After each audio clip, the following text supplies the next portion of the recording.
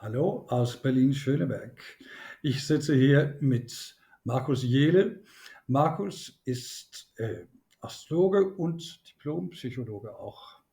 Markus war 30 Jahre Leiter vom Astrologiezentrum Berlin und in 2010 habe ich ihn kennengelernt, wo er mir eine sehr schöne Beratung gegeben hat, der für mich sehr viel bedeutet hat.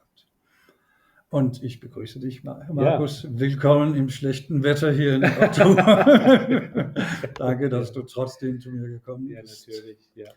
Letztes Jahr, war das letztes Jahr, hast du ein Buch herausgegeben, das heißt Priapus kommt, Lilith bleibt. Genau, mit der Anne Probst zusammen. Also, Ja, genau, genau. ist ein gemeinsames Werk. Ja, und ihr habt gemeinsam eure Erfahrungen geteilt. Ihr habt auch im Buch die Kapitel aufgeteilt, so dass die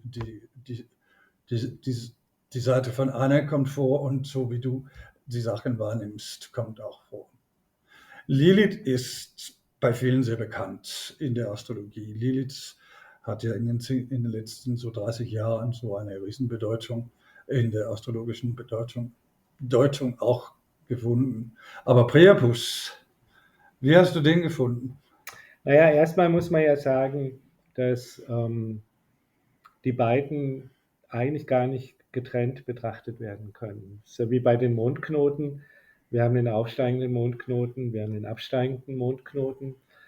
Und so haben wir das auch bei der Annäherung des Mondes an die Erde und bei der Entfernung des Mondes von der Erde, dass es da ja auch sozusagen einen erdnächsten Punkt gibt und einen erdfernsten Punkt. Und interessanterweise hat man nur den erdfernsten Punkt, also die Lilith, berücksichtigt. Und die wurde in Deutschland so Anfang der 90er Jahre sehr populär und dann hat halt, ich nenne es so eine Art emanzipatorische Vereinnahmung der Lilith stattgefunden. Das heißt, die wurde sozusagen für eine Art weibliche Astrologie oder für eine Art Frauenastrologie und Emanzipationsastrologie wurde die Lilith vereinnahmt und also zum Teil eigentlich fast schon auch wie ein Planet behandelt und gedeutet. Es gab dann Leute, die haben der Lilith eine Zeichenherrschaft zugeteilt und so, was ja völlig unsinnig ist, mit einem sozusagen mit einem Punkt auf einer Bahn sowas zu machen. Also wir können natürlich versuchen, Planetenzeichen zuzuordnen, aber nicht Bahnpunkte. Aber das zeigt halt schon, dass sozusagen Lilith extrem aufgebauscht worden ist. Und das hat natürlich auch zu sehr verzerrten Deutungen geführt und vor allen Dingen halt gab es keine Deutungen für Männer. Also das war nicht der erste Punkt, wo ich so dachte, ja, wenn ich diese Bücher lese über Lilith und so, wo dann immer sozusagen das Weibliche abgefeiert wird, was ist denn das für ein Faktor eigentlich im Leben und im Horoskop von Männern? Und dann ist mir ziemlich schnell klar geworden, dass da eher der zweite Punkt total fehlt. Also dass man sozusagen eigentlich den Priapus damit reinnehmen muss. Ich wollte aber nicht den Fehler machen, den sozusagen die weiblichen Astrologen gemacht haben mit der Vereinnahmung von Lilith. Ich wollte jetzt nicht den Priapus gewissermaßen für uns Männer vereinnahmen. Das ist ja so wie Mars und Venus. Wir haben ja sowohl Genau. Mars und Venus in unseren Horoskopen. Richtig, ja. Genau. Ja. Ja. Und trotzdem gibt es vielleicht natürlich, je nachdem, welchen Körper man inkarniert ist und wie man sich auch sozusagen von seiner sexuellen Identität her empfindet, gibt es vielleicht schon in Anführungszeichen eine männliche Art, Venus und Mars zu leben und eine weibliche oder vielleicht gibt es eben auch eine männliche Art, Lilith Priapus-Themen zu leben und eine weibliche. Ich wollte halt auch zusammen mit Anne, dass wir ein Stück weit aus dieser, ja, wie soll man sagen, aus diesem Rollenkonflikt, ja, dass wir uns da raushalten mit den Deutungen und das nicht zusätzlich noch befeuern. Kannst du ein bisschen erzählen, also welche Charakterzüge hat denn der Priapus im Vergleich zu den Charakterzügen von Lilith? Also man muss ja erstmal, muss man sich klar machen, dass es ein Faktor ist im Verhältnis Erde und Mond. Also im Prinzip ist eigentlich eine verantwortungsbewusste und seriöse Deutung von Lilith und Priapus nur möglich, wenn man das mit dem Mond in Verbindung sieht. Der Mond ist die Basis. Das heißt, Man könnte sagen, dass sowohl Lilith als auch Priapus in gewisser Weise Extremerfahrungen sind, also in Bezug auf unser seelisches und emotionales Erleben. Mhm. Und am Lilith-Pol ist die Extremerfahrung, dass wir möglicherweise komplett abgeschnitten sind von unserem Erleben und von unseren Gefühlen. Und am Priapus-Pol ist genau das andere der Fall, dass wir gewissermaßen von unseren Bedürfnissen und Gefühlen komplett vereinnahmt sind. Und natürlich ist Sexualität ein Bereich, wo das sehr intensiv erlebbar ist, aber Nähe und Intimität gibt es ja in vielen Bereichen natürlich. Ja, genau. Ja. Deswegen ist es wichtig, dass man immer wieder sich auf den Mond bezieht und sagt, Priapus-Erleben ist immer ein Nähe-Erleben, es ist immer ein sich verbinden auf einer emotionalen Ebene und ein Lilith-Erleben ist immer ein Distanzierungserleben. Und wir brauchen beides. Ja, natürlich. Ich habe, also als ich über Priapus gelesen habe, weil ich habe ja Priapus im Löwe und ich habe Mond im Löwe und ich habe Merkur im Löwe. So, also diese Nähe und Intimität und Lustprinzip, mit der habe ich mich also viel besser natürlich oder viel direkter verbinden können als die distanzierte und entfernte Teil des Lebens, was natürlich auch wichtig ist. Aber für mich geht es ja spontan immer in die lustvolle Nähe, wenn ich es selber machen kann. Ja, trotzdem ist es natürlich auch jetzt, wenn wir mal von uns Männern ausgehen, eine wichtige Erfahrung, dass wir in Bezug auf unser Triebleben und unser triebhaftes Begehren an manchen Punkten auch eine Distanz finden können oder dazu auf Distanz gehen können. Es gibt uns eine ganz neue Autonomie und Freiheit. Ja? Also Lilith kann ein wichtiger Verzichtspol auch sein. Ja? So. Und ich fand es interessant, dass ausgerechnet Lilith so gefeiert wurde im sexuellen Kontext. Und viele Autorinnen sprechen vom Sex des Jahrhunderts und so, wo ich so denke, ja hallo, was erleben die denn da eigentlich? Also wenn das ein Punkt ist, wo ich vom emotionalen Erleben mehr oder weniger abgeschnitten bin, ja? Was ist denn das für eine Sexualität? Also die mythologische Geschichte, es ist ja als Lilith als die erste Frau Adams und dass sie sich verweigerte, unter ihm zu liegen. Und als er immer noch über sie legen wollte und in sie eindringen, da hat sie den Fluch des unaussprechlichen Namens ausgesprochen, ist nach dem Roten See geflüchtet, wo sie sich mit 1000 Dämonen pro Tag also vermehrt hat. Und das ist wohl auch eine Befreiungshandlung von einer Sexualität, die einem unterdrückt bei der Lilith. Also ich bin mit der Namensgebung dieser beiden Punkte bin ich nicht zufrieden. Ja? Also ich spreche deswegen von einem Distanzpunkt und von einem Nähepunkt. Also diese Punkte mit mythologischen Namen zu versehen, führt meines Erachtens eher in die Irre. Also das führt zu Deutungen, die sozusagen diesen Punkten und diesen Erfahrungen, die da möglich sind, nicht gerecht werden. Das hat ein französischer Astrologe hat das gemacht in der Mitte des 20. Jahrhunderts, hat er eben diese beiden Begriffe Lilith und Priapus ausgesucht.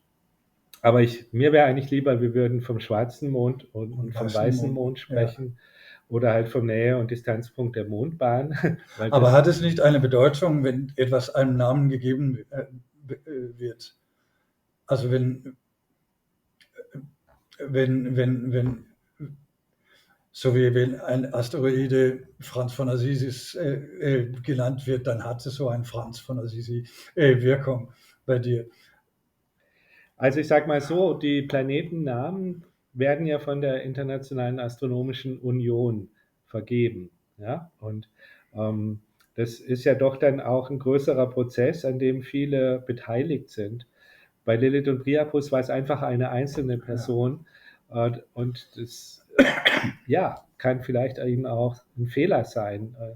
Also deswegen ist es wichtig, dass man solche Dinge nicht unhinterfragt übernimmt, sondern indem man forscht und schaut, was ist denn jetzt tatsächlich die Qualität dieser Punkte. Sollen wir kurz besprechen, wer ist Priapus in der Mythologie? Also er kann natürlich mit Lilith überhaupt nicht Nein, mithalten. das sind ja zwei verschiedene Welten scheinbar. Ja, ja, Priapus war ja so ein Fruchtbarkeitsgott genau, in der griechischen Mythologie und er ist immer abgebildet mit einem so Riesenschwanz, also so übergroßen Schwanz. genau. Und das kann man ja sagen, das ist eine sehr schlichte, einfache Gotterscheinung im Vergleich zu all den Qualen und rachsüchtigen Sachen von der Lilith-Mythologie. Genau, er ist natürlich also sozusagen der Raum, in dem Priapus in Anführungszeichen verehrt worden ist relativ klein, ne? Kleinasien, kein großer Landstrich sozusagen und es waren eher die einfachen Leute, Bauern, die natürlich auch viel mit der Fruchtbarkeit der Erde und so weiter zu tun hatten. Aber man könnte im Prinzip sagen, also immer, wenn natürlich irgendwo etwas aufgerichtet wird, ja, also selbst wenn nur irgendwo eine Säule oder eine Stele sozusagen errichtet wird, das ist natürlich im übertragenen Sinne dann auch schon eine Art Priapus-Symbol, ja. Und das ist natürlich interessant, mit diesem Hintergrundwissen sich sozusagen mal umzuschauen. Da gibt es ja doch viele Priapus-Orte, auch in großen Städten und so. Aber man kann die beiden eigentlich nicht wirklich aufeinander beziehen. Ja, sie kommen aus völlig unterschiedlichen Kulturkreisen und also Priapus hat längst nicht diese Bekanntheit. Wobei natürlich der männliche Schwanz immer wieder verehrt wird. Ja, Ja. natürlich. Also man hat jetzt gerade in der Türkei, habe ich gerade gelesen, jetzt eine der ältesten Tonfiguren der Menschheit gefunden, die ist 10.000 Jahre alt. Und es ist auch ein Mann mit einem erigierten Penis. Ja. Ja, so. Ja, trotzdem würde ich halt, sage ich mal, ein Stück weit zumindest nicht die beiden Faktoren der Mondbahn auf das rein Sexuelle reduzieren, auch wenn tatsächlich die gebräuchlichen Bezeichnungen Lilith und Priapus das ein Stück weit auch suggerieren. Ja. So wie ich es verstehe, dann war Priapus erst mit sexuellen Perversionen verbunden und Lilith mit der wilden, befreiten Sexualität.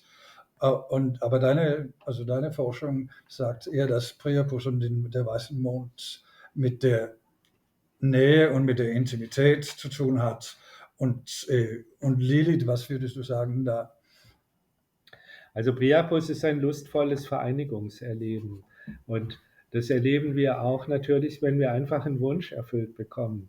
Das Problem am Priapuspol ist, dass diese Wunscherfüllung sehr drängend ist, wie bei einem kleinen Kind. Ja?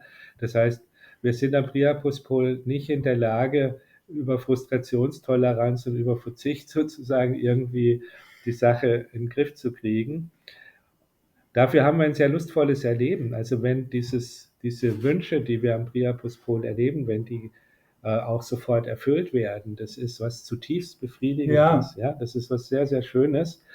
Während halt am Lilithpol wir die Möglichkeit haben, auf Distanz zu gehen, auch vielleicht mit instinktivem Verlangen. Und das ermöglicht uns natürlich eine andere Art von Autonomie. Das heißt, wir sind am Lilithpol potenziell freier im Umgang mit unseren Bedürfnissen und am Priapuspol in gewisser Weise natürlich sehr unfrei auch. Lilith gibt dir dann die Helikopterperspektive von deinem Leben, oder? Ja, oder was halt, klar, auch der Verzicht. Ja. Muss man ganz klar sagen. Ja. Du schreibst auch im Buch, oder ihr schreibt im Buch, dass die Verbindung mit Priapus kann helfen mit der Erotik und der Sexualität im fortschreitenden Lebensalter. Und das würde mich schon interessieren.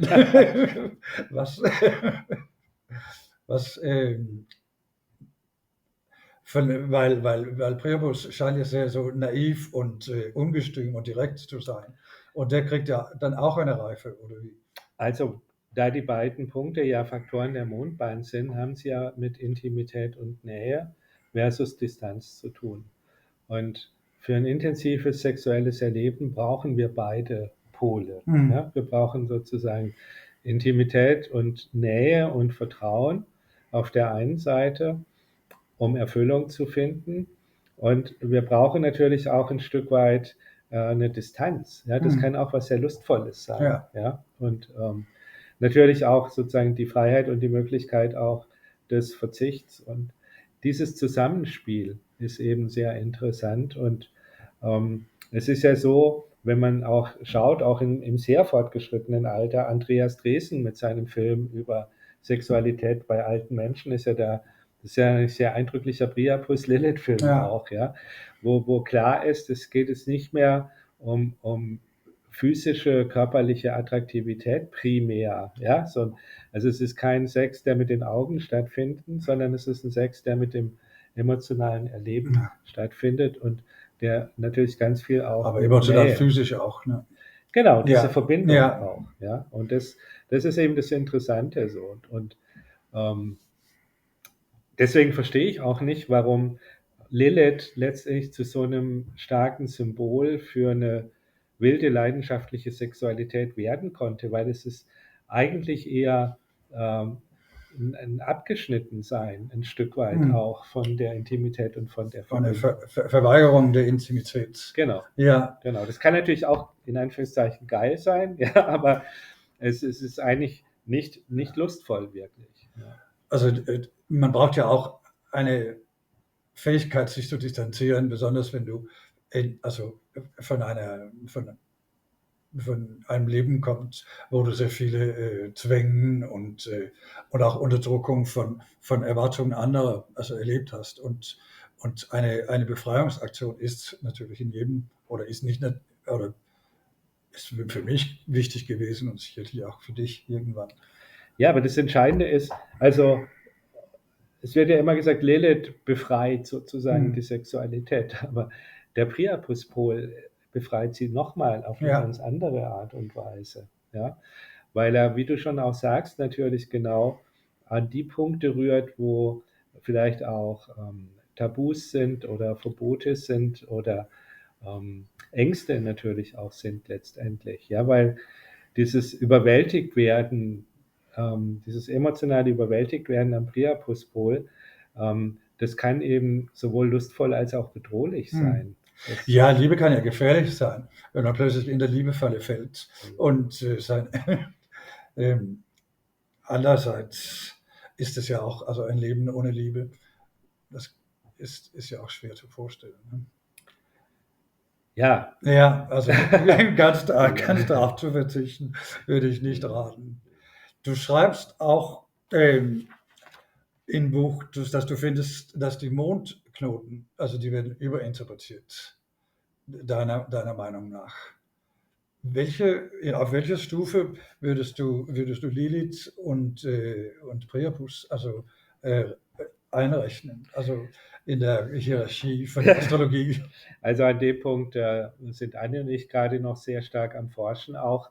Ich weiß, ich mache mich total unbeliebt, aber ich sage halt immer, die Mondknoten sind der Börsenplatz der Astrologie, da wird spekuliert, das ist unfassbar, ja, und da wird alles Mögliche reingepackt.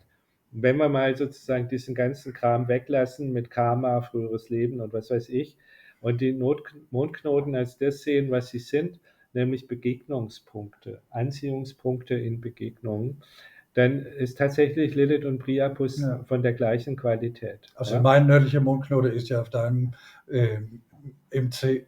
Also genau. Also auch wenn man nicht von Karma spricht, dann gibt es eine Verbindung, die dadurch, also meinerseits, also ganz natürlich vorkommt. Ja, also alle wichtigen Menschen in meinem Leben haben beispielsweise ihre Sonne auf meinem aufsteigenden Mondknoten oder so. Natürlich, ja. Der entscheidende Punkt ist, dass man versteht, dass es, sage ich mal, in jungen Jahren genügt, dass man eine Anziehung auf der Venus-Mars-Ebene hat. Ja? Aber das ist sozusagen in der zweiten eher eine hormonelle Begegnung als... Ja, um die Fortpflanzung lässt sich zu sichern, ja, sonst wären wir ausgestorben als Menschheit. Aber diese Anziehung von Venus und Mars reicht sozusagen eigentlich dann oft in der zweiten Lebenshälfte nicht mehr, was ja dann manchmal auch bei vielen Paaren dazu führt, dass dann irgendwann die Sexualität sich verabschiedet aus der Beziehung. Und da kommen jetzt natürlich Lilith und Priapus ins Spiel als Faktoren, die eben nochmal, weil sie diese Mondebene mit reinbringen, und oft ist es ja gerade so, dass die Sexualität auch deswegen sich verabschiedet, weil eine große seelische Nähe auch entsteht und eine große Vertrautheit. Und der Eros lebt natürlich auch von der Fremdheit. Und wenn man da jetzt diese Priapus-Lilith-Ebene wieder mit ins Spiel bringt, dann kann das plötzlich auch nochmal ein Faktor sein, der eine völlig neue Art von Anziehung auch herstellt. Deswegen würde ich immer in der Synastrie, also im Horoskopvergleich, wenn man Anziehungspunkte in Partnerschaften anschaut, unbedingt Priapus-Resonanzen zu anderen Planeten anschauen, auch zu den Achsen und Lilith natürlich auch. Weil es schien mir ja schade, dass wenn man endlich eine Intimität erarbeitet hat, dass man dann auf die Sexualität verzichten soll. Ja, also dann ist ja eigentlich sozusagen die Sexualität erst so richtig erfüllend und nährend auch. Ja. Und dann meinst du, da sind also Pluto, nein, nicht Pluto, vielleicht auch Pluto, aber Priapus und Lilith, also und der Mond, die sind dann die entscheidenden Faktoren, dass man Intimität und Sexualität verbindet. Genau. Und das ist halt nochmal eine andere Art von Sexualität als die Sexualität von Venus und Mars. Ja. Die auch okay ist, natürlich. Aber halt. Ja, kein schlechtes Wort über sie. Dein Buch ist ja in Deutschland erschienen und ich wohne ja in Berlin und ich spreche ziemlich gut Deutsch, aber die meisten von meinen astrologischen Freunden, die sind in England oder in Amerika und denen scheint Priapus so ganz entgangen zu sein bis jetzt. Ja, es ist so. Also wir haben eine englische Übersetzung jetzt vom Buch und müssen noch schauen, wie wir die sozusagen jetzt vertreiben und hoffen natürlich, dass wir dadurch auch diese beiden Punkte im englischsprachigen Raum ein Stück weit präsenter und zugänglicher machen. Aber es ist tatsächlich so, dass es im Wesentlichen deutschsprachige Autoren und Forscher sind und ist Berlin tatsächlich auch ein wichtiges Zentrum, die Priapus und Lilith erforschen. Ja. So hoffen wir, dass auch mit diesem kleinen Film ein bisschen Aufmerksamkeit im englischsprachigen Raum für Priapus und Lilith kommt. Vielen Dank, Markus, dass du kommen wolltest. Ja, sehr gerne. Vielen Dank für die Einladung. Vielen Dank. Ja.